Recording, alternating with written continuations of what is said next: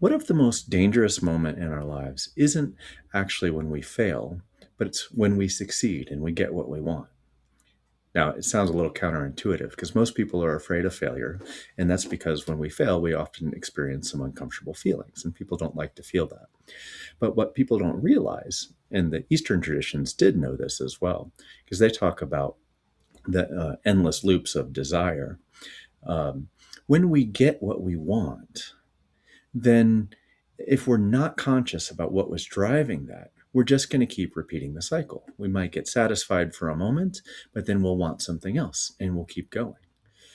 Jung, late in life, talked about alchemy, and the Rosarium Philosophorum was one of the series of plates that he'd like to study because it talked about union and conjunction and what happens in that process. It can be thought of both within yourself intracyclically or even with other people in relationship. If we get the conjunction or the union or the object of our desire, whether it's a material possession or a person, and we're unconscious about it, we'll keep repeating the process. If we're conscious about it, what happens next in the series is a death, because the part of us that wanted that and desired is no longer needed. And it can now go back into the unconscious to get transformed and bring new life.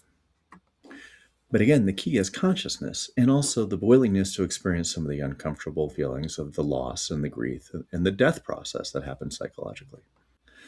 So it's not just Jung and it's not just the Eastern mystics.